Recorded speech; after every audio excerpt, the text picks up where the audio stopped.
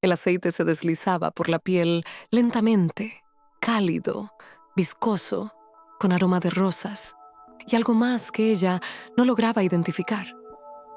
Mesalina yacía sobre un lecho de mármol en las termas y las manos de la sirvienta amasaban sus hombros, primero con suavidad, luego con más fuerza, penetrando en los músculos, disolviendo la tensión acumulada durante semanas. El vapor se arremolinaba bajo las bóvedas decoradas, transformando todo alrededor en un espejismo fantasmal. Gotas de agua resbalaban por las paredes, dejando rastros húmedos sobre el mármol blanco.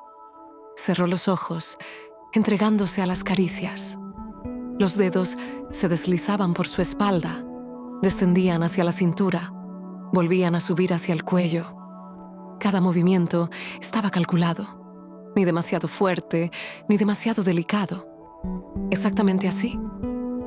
Mesalina suspiró, sintiendo cómo su cuerpo se relajaba, cómo los pensamientos se disolvían en el calor y la fragancia de los aceites. Luego la voltearon boca arriba. Una nueva porción de aceite, esta vez con aroma de sándalo. Se esparció por su vientre y la sirvienta comenzó a masajear con movimientos circulares. La piel absorbía el líquido ávidamente, se volvía sedosa, brillaba bajo la luz de las lámparas de aceite. Las manos subían más arriba, hacia las costillas, se detenían allí, luego se deslizaban hacia los hombros. El roce de los dedos sobre la piel, el deslizamiento del aceite por el cuerpo, el peso de los brazaletes dorados en las muñecas. Así se preparaban las emperatrices de Roma para encuentros que decidían los destinos del imperio. Pero Mesalina sabía que esos mismos rituales se realizaban en otro lugar, en los lupanares de Subura, donde las cortesanas untaban sus cuerpos con aceites más baratos, pero la técnica permanecía idéntica. Allí las mujeres dominaban un arte para el cual habían sido entrenadas durante años. Sabían cómo con un solo roce enloquecían a un hombre. Cómo con un movimiento de la mano hacían que un hombre olvidara todo. Y Mesalina deseaba ese poder, completo, que llevó a la emperatriz de Roma a las sucias celdas donde vendían lo que ella podía obtener en el palacio. La respuesta cambiará todo lo que creías saber sobre esta mujer. Roma, a mediados del primer siglo, era una ciudad donde el poder y el vicio se entrelazaban tan estrechamente que separarlos resultaba imposible. Tras el asesinato del demente emperador Calígula en el año 41, después del nacimiento de Cristo, la ciudad eterna se sumió en el caos. La guardia pretoriana, los verdaderos hacedores de emperadores, encontró en el palacio a Claudio, un hombre de 50 años, miembro de la familia imperial, a quien todos consideraban inadecuado para el poder, debido a sus dolencias físicas y su aparente simpleza. Pero precisamente a él, tembloroso y tartamudo, lo elevaron al trono, porque necesitaban un gobernante que pareciera manejable. Claudio resultó ser una sorpresa.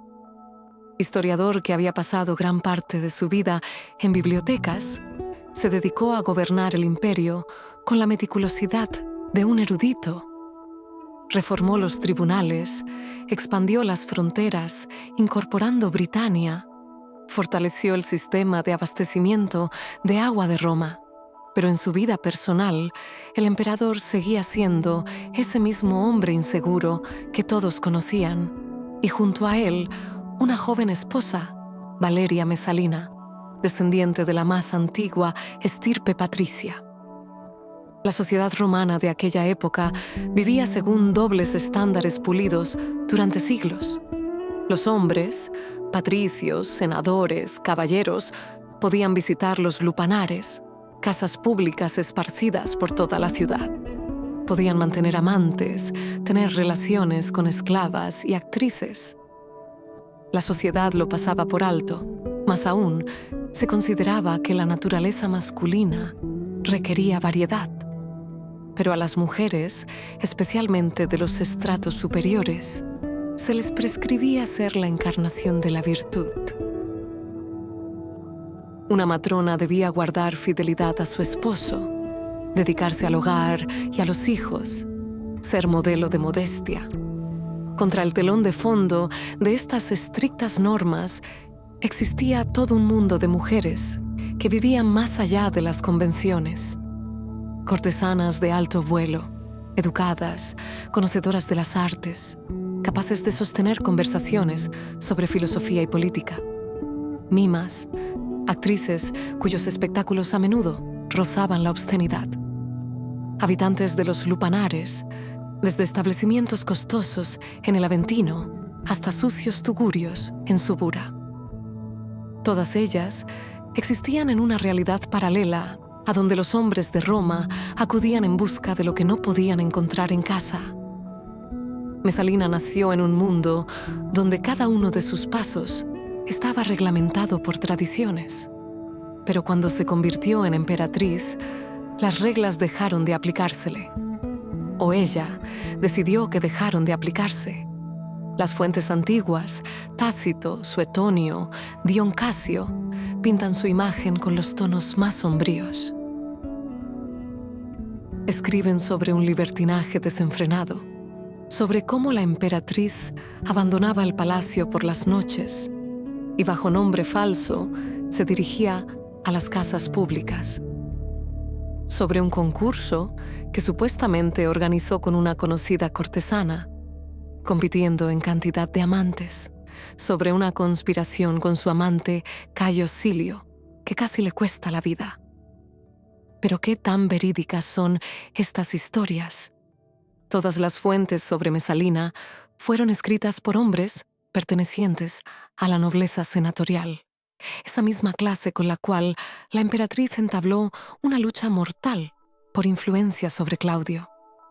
Quizás su imagen es una construcción creada por los vencedores para justificar su ejecución y manchar su memoria. Pero quizás en estas historias hay un grano de verdad, el relato de una mujer que intentó jugar según las reglas masculinas y pagó con su vida por ello.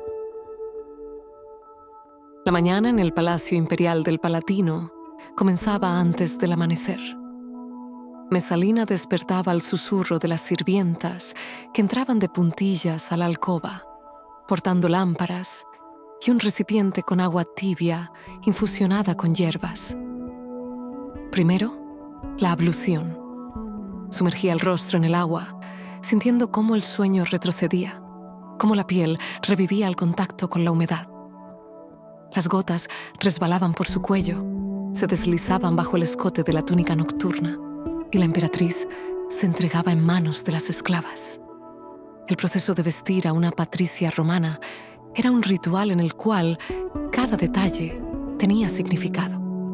Primero la túnica íntima, una camisa interior de lino finísimo, tan transparente que a través de ella se adivinaban los contornos del cuerpo.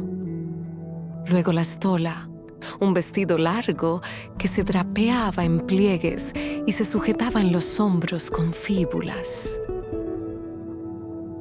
Para la emperatriz, la stola se confeccionaba en seda traída de Oriente por la ruta de la seda, tela que costaba más que el oro y tornasolaba bajo la luz de las lámparas, cambiando matices del rosa pálido al púrpura.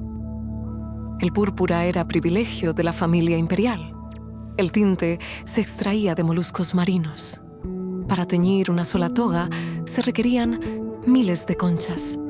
El color resultaba profundo, saturado, con transición del rojo al violeta. Mesalina amaba esta tela. Amaba la sensación de la seda sobre su piel. Amaba saber que nadie, excepto ella y los miembros de la familia imperial, tenía derecho a portar ese color. Después de vestirse, comenzaban los procedimientos de belleza. Las romanas de aquella época eran maestras en la creación de su imagen.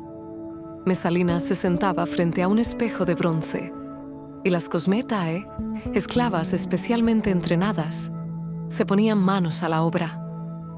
Primero cubrían la piel con una fina capa de albayalde de plomo para conferir al rostro una palidez noble. Las aristócratas evitaban el bronceado. Era signo de bajo origen, testimonio de que una persona se veía obligada a trabajar bajo el sol. Luego, con colorete de ocre molido, acentuaban los pómulos. Delineaban las cejas con hollín mezclado con aceite. Pintaban los labios con cinabrio, pigmento rojo brillante, traído de Hispania. El peinado requería horas de trabajo. Ungían el cabello con aceites. Lo peinaban con peines de marfil. La moda de los tiempos de Claudio exigía construcciones complejas. Los rizos se disponían en hileras, se fijaban con horquillas, se adornaban con cintas y diademas. A veces usaban pelucas de cabellos de esclavas germanas o galas. Los rizos rubios se valoraban especialmente. Cada mechón debía quedar perfecto. Una trenza mal colocada podía costarle a una esclava un castigo. Las joyas completaban la imagen. Mesalina poseía tesoros capaces de eclipsar el erario de una pequeña provincia. Collares de perlas extraídas de las costas de Britania. Aretes con esmeraldas de Egipto. Brazaletes pesados de oro que tintineaban con cada movimiento de la mano.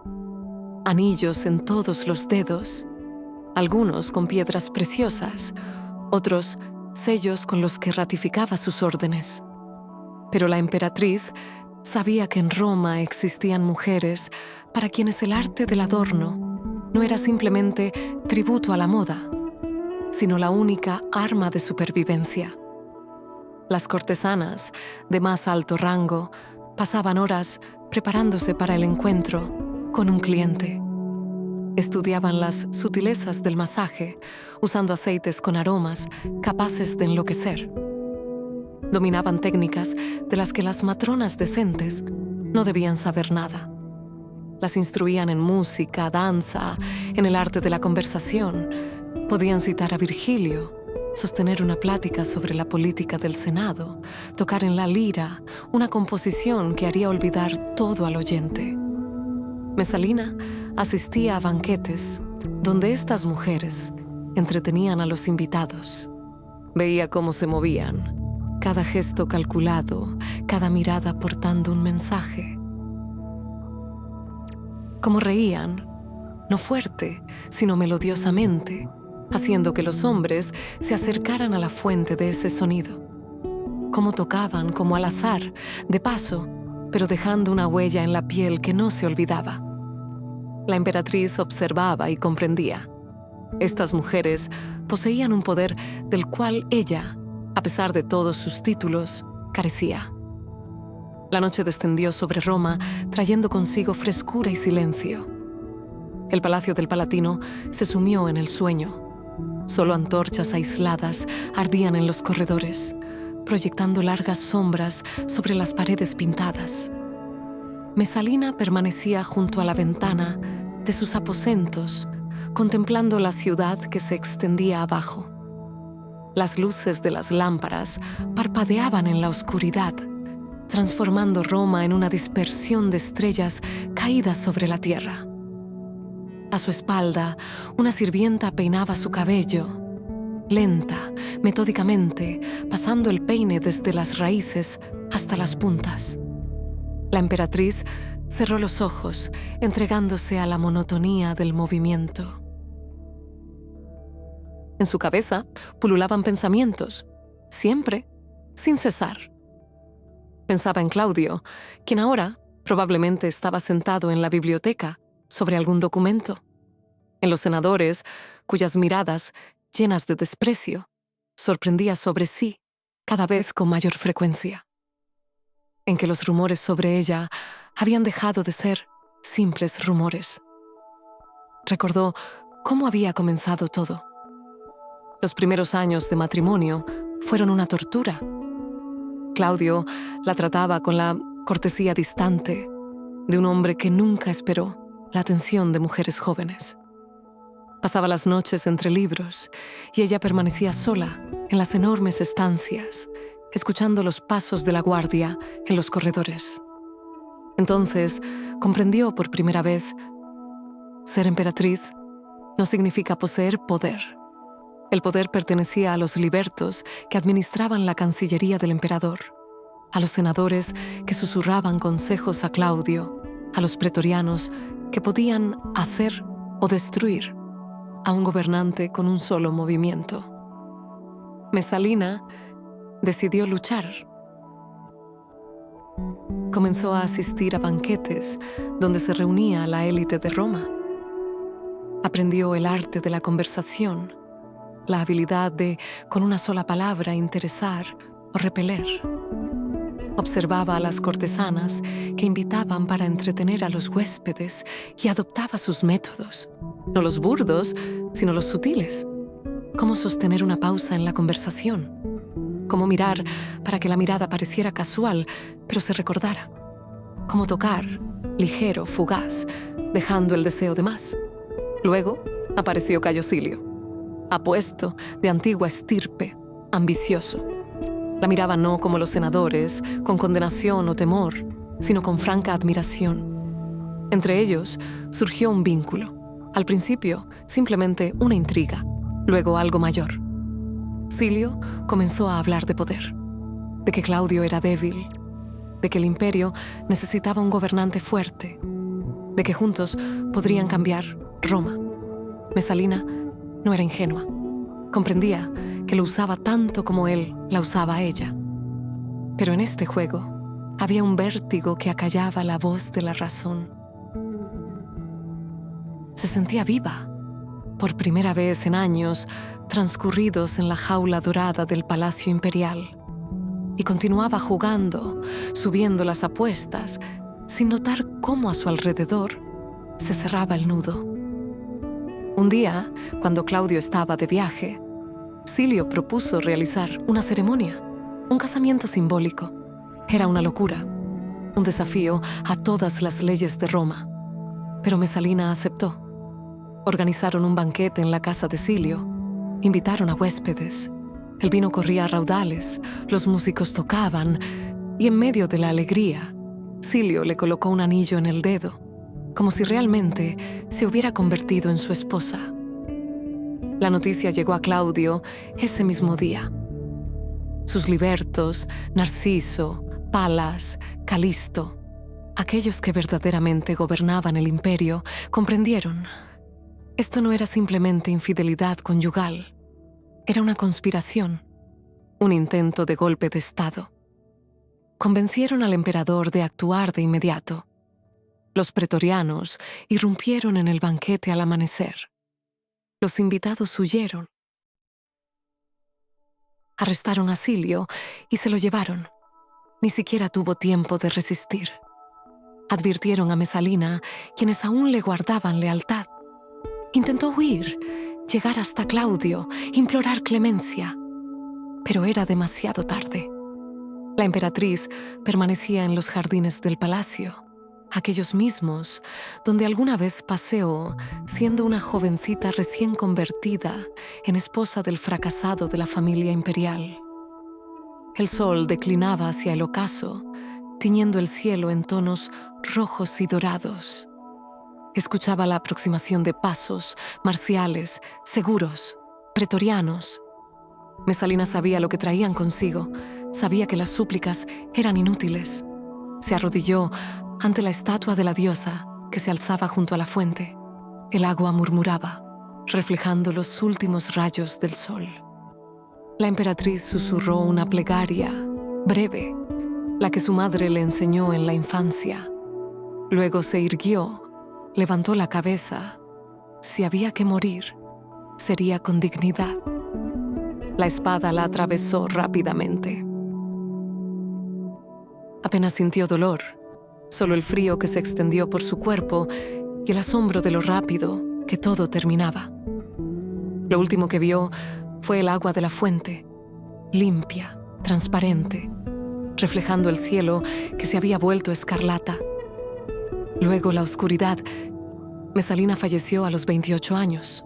Su nombre, Claudio, ordenó borrarlo de todos los documentos oficiales y monumentos, práctica que los romanos llamaban damnatio memoriae, condena de la memoria. Las estatuas de la emperatriz fueron destruidas, las inscripciones borradas. Sus hijos, Octavia y Británico, crecieron casi sin escuchar el nombre de su madre. Roma fingió que Valeria Mesalina nunca había existido, pero la memoria resultó más fuerte que las órdenes. Los historiadores escribieron sobre ella: Tácito, Suetonio, Dion Casio. Sus textos están repletos de acusaciones de libertinaje, avaricia, crueldad. Dibujan la imagen de una mujer monstruo, encarnación de todos los vicios que puede tener un ser humano. Pero leyendo entre líneas puede verse algo distinto. Una mujer joven casada con un hombre que le duplicaba la edad. Una emperatriz sin poder, rodeada de enemigos. Una persona que intentó jugar, según las reglas masculinas, en un mundo donde a las mujeres no se les permitía hacerlo. Las cortesanas de la antigua Roma, sobre quienes escribían esos mismos historiadores con desdén, a menudo terminaban sus vidas mejor que Mesalina. Las más hábiles acumulaban fortunas, compraban casas, se liberaban de la esclavitud. Algunas se convertían en figuras influyentes. Sus salones eran visitados por poetas y políticos. Su opinión era valorada. Vivían en la sombra, pero esa sombra les daba cierta libertad. No les alcanzaban las estrictas exigencias impuestas a las matronas. Podían elegir amantes, disponer de lo ganado, construir su vida según su criterio.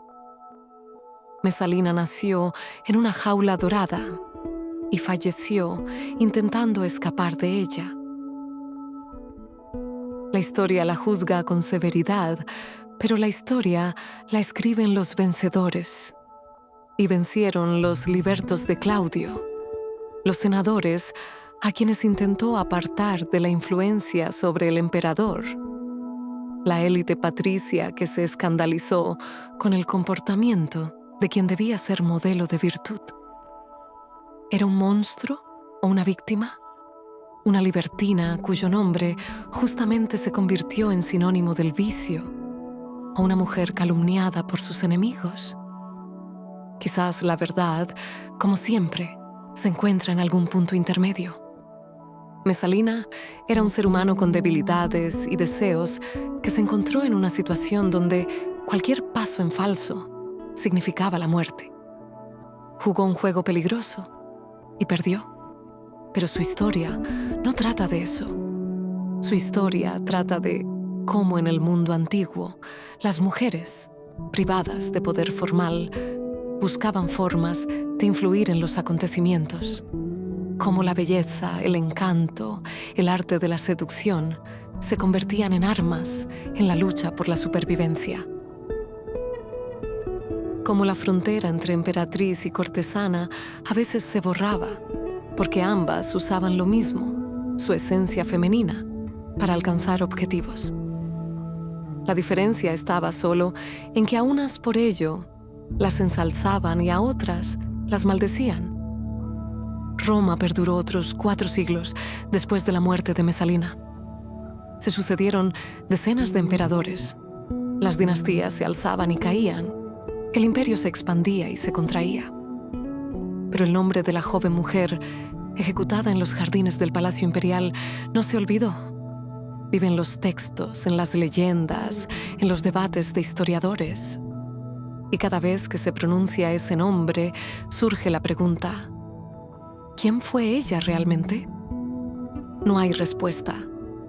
Solo existen las sombras del pasado, fragmentos de testimonios y el eterno misterio del alma humana que no pueden descifrar ni siquiera después de 2000 años. He aquí la verdadera historia. Mesalina no era el monstruo de las leyendas. Era una mujer que intentó jugar según las reglas masculinas en un mundo donde eso significaba un desenlace trágico. La calumniaron sus enemigos porque osó ser fuerte.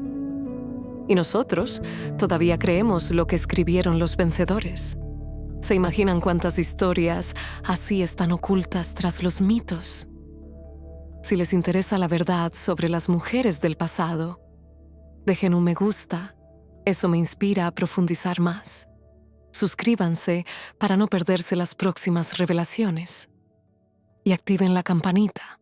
Estoy preparando material que dará vuelta su percepción sobre los harenes de Oriente. Pronto sabrán cómo una concubina cambió el destino de todo un imperio usando solo ingenio y paciencia. Gracias por estar conmigo. Hasta pronto.